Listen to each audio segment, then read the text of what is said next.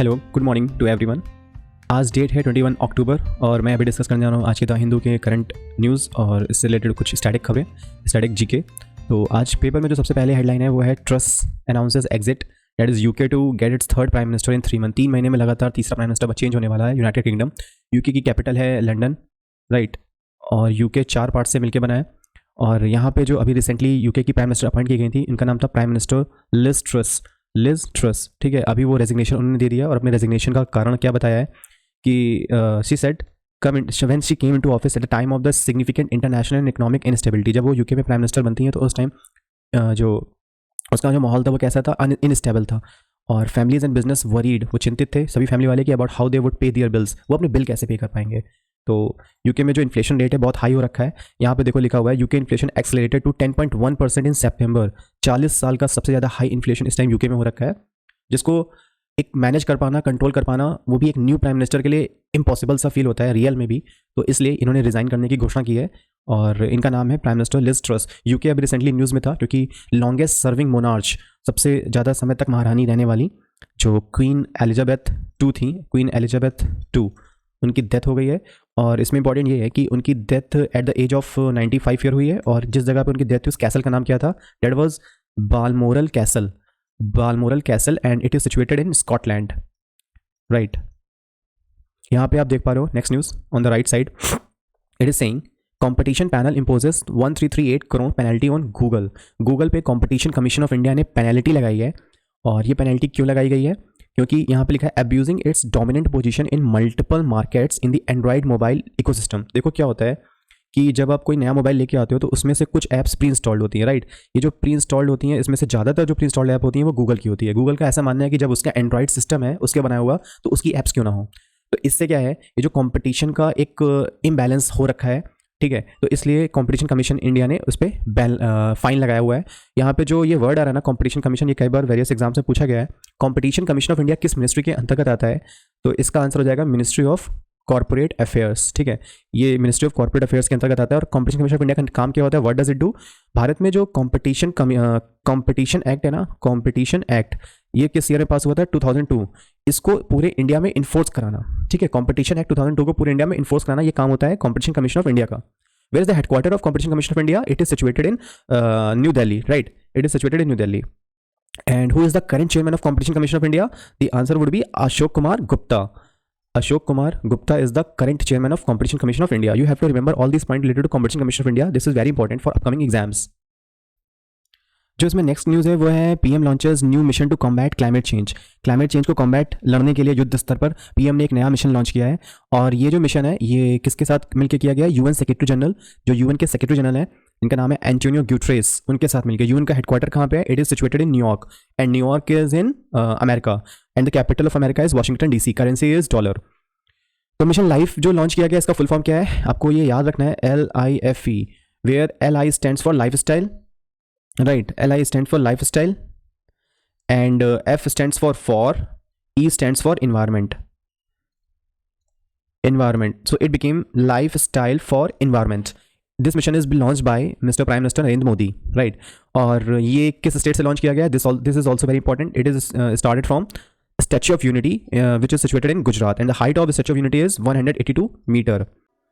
क्या रीज़न था गुजरात से लॉन्च करने का, क्योंकि गुजरात पहला स्टेट था जिसने रिन्यूएबल एनर्जी और क्लाइमेट प्रोटेक्शन के केस में जो इनिशिएटिव लिया पहली बार पूरे भारत से, ठीक है। अब जो यूपी जो गुजरात आया है न्यूज़ में, इसको आपको याद रखना है, ये गुजरात से लॉन्च किया गया था, राइट। यहाँ पे नेक्स्ट न्यूज़ है, it says UP forms panel for MBBS Hindi text book, ठीक है। अभी देखो MP में हिंदी को प्रमोट किया जा रहा था ताकि MBBS में हिंदी पढ़ाई जा सके, और इसमें जो बुक्स वगैरह थी सब MBBS की ऑलमोस्ट छप गई हैं वहाँ पे। और यूपी अभी नेक्स्ट स्टेट बनने वाला है जहाँ पे उसने बोला है कि इंजीनियरिंग की भी किताबें and plus medical courses, this all will be available in Hindi language. This is also a good initiative taken by UP government. And who is the deputy CM of UP, that is Brajesh Pathak, you have to remember this. UP में अभी recently बहुत सारे initiative लिए और बहुत सारे इसको awards भी मिले हैं, तो एक बार इसको हमें देखना पड़ेगा क्योंकि अपकमिंग एग्जाम्स के लिए बहुत इंपॉर्टेंट है। देखो जो PMAYU, that is prime minister Awas Yojana, you का मीनिंग है यहाँ पे अर्बन, इसको इंप्लीमेंट करने के लिए नंबर 1 स्टेट पूरे ऑल ओवर इंडिया से कौन सा है, उत्तर प्रदेश, ठीक है। ये आपको याद रखना है। सेकंड न्यूज़ जो यूपी से अभी रिसेंट हॉल हाँ रही है, बहुत इंपॉर्टेंट है, वो है फोर्थ टाइगर रिजर्व। यूपी का जो फोर्थ टाइगर रिजर्व बना है वो बना है रानीपुर टाइगर रिजर्व। ठीक है, you have to remember this name also, Ranipur tiger reserve. और ये किस डिस्ट्रिक्ट में है? ये है चित्रकूट डिस्ट्रिक्ट में। ठीक है, चित्रकूट में। और जो थर्ड न्यूज़ है यूपी से रिलेटेड जो न्यूज़ में रहती है वो है मिशन अमृत सरोवर। ये सेंट्रल गवर्नमेंट की स्कीम है, मिशन अमृत सरोवर। ठीक है, इसको इम्प्लीमेंट कराने के लिए जो सबसे इसमें क्या है, इसमें झीलों का निर्माण किया जाना है। ठीक है, झीलों का मतलब लेक्स से, लेक्स का निर्माण किया जाना है। सो यूपी नंबर 1 स्टेट है जिसने सबसे अधिक झीलों का निर्माण किया है मिशन अमृत सरोवर स्कीम के तहत। तो इसमें एक और चीज़ है कि मिशन अमृत सरोवर के ही अंतर्गत पूरे भारत की, ऑल ओवर इंडिया, भारत का पहला जो अमृत सरोवर है ना, अमृत सरोवर इस मिशन के अंतर्गत बनने वाला, वो किस जगह पे है? वो है पटवई, पटवई। और ये किस डिस्ट्रिक्ट का पार्ट है? ये है Rampur, right. Patwai in Rampur which is situated in UP. UP के डेप्यूटी सीएम का नाम क्या है? ब्रजेश पाठक। तो ये चार चीज़ें यूपी से जुड़ी हुई हैं जो रिसेंटली न्यूज़ में रही हैं बहुत। PMAYU नंबर 1 स्टेट इंप्लीमेंटेशन में UP, fourth tiger reserve of Uttar Pradesh, Ranipur tiger reserve, mission Amrit Sarovar जिसमें झीलों का निर्माण किया जाना था, सबसे ज़्यादा झीलें बनाई गई उत्तर प्रदेश में। अमृत सरोवर के अंतर्गत बनने वाली पहली झील Patwai which is situated in UP district Rampur. देखो यहाँ पे ओपिनियन का पेज जो फ्राइडे को आता है, इसमें है इस बार ओपिनियन में, should Dalit Muslims and Dalit Christians be given SC status, schedule caste status. कहने का मतलब है कि जो दलित मुस्लिम है और दलित क्रिश्चियन है, क्या उनको शेड्यूल कास्ट का स्टेटस मिलना चाहिए?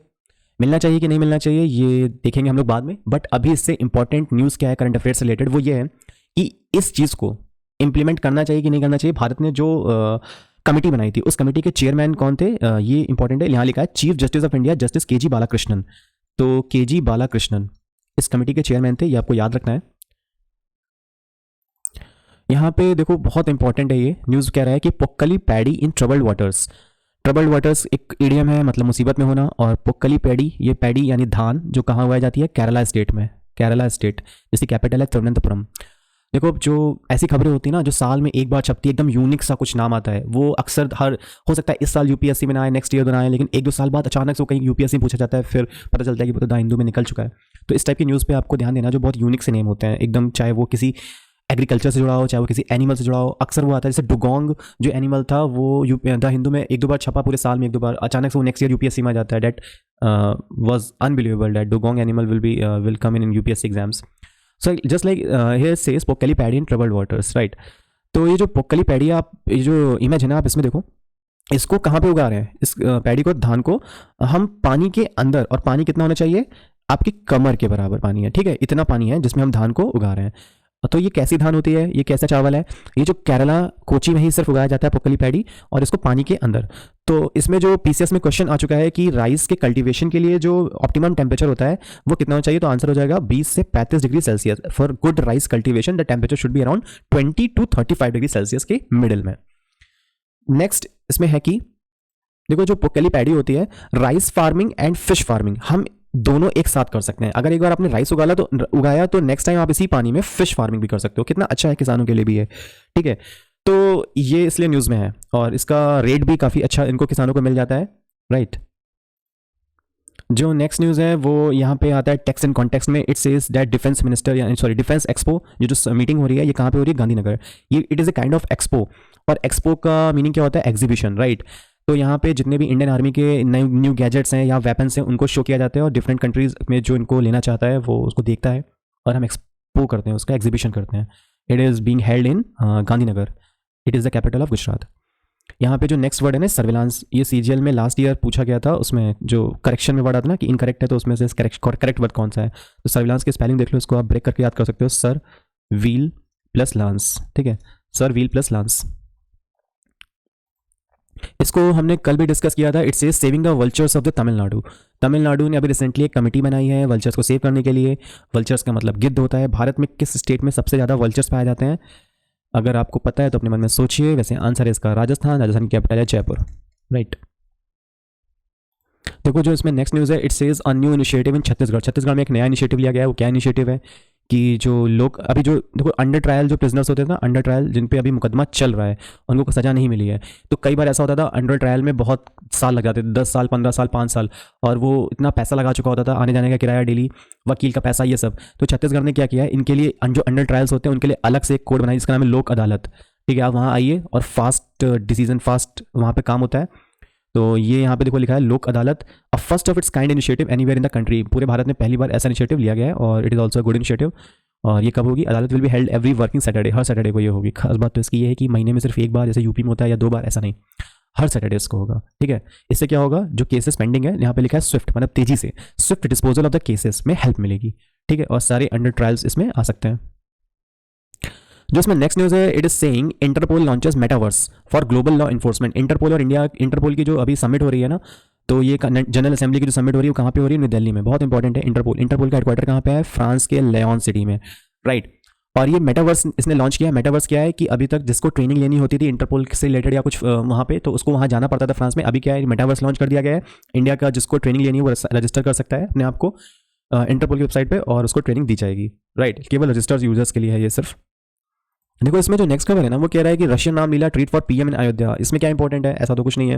देखो ये जो रामलीला हो रही है ये अयोध्या में हो रही है, लेकिन इसको पीएम अटेंड करने आ रहा है। अभी जो पीएम अटेंड करने वाले, इसमें कुछ तो खास होगा। देखो इसमें क्या है, पहली बार रामलीला को रशियंस ऑर्गेनाइज कर रहे हैं, और इसमें जो कैरेक्टर्स हैं वो सारे रशियन प्ले करेंगे, राइट। तो इसको देखने के लिए प्राइम मिनिस्टर खुद आ रहे हैं, और ये कहाँ पे हो रही है? अयोध्या में। देखो इसमें जो नेक्स्ट खबर है वो कह रहा है centre launches programme to strengthen Kashi Tamil Nadu bond. ये जो प्रोग्राम है ये किसके अंतर्गत लॉन्च किया जा रहा है? एक भारत श्रेष्ठ भारत। ये जो खबर थी ना, एक भारत श्रेष्ठ भारत, EBSB, ये स्कीम कब लॉन्च की गई है? द आंसर इज 31 अक्टूबर 2015। और 31 अक्टूबर को ही होता है राष्ट्रीय एकता दिवस। और एकता दिवस हम लोग क्यों सेलिब्रेट करते हैं?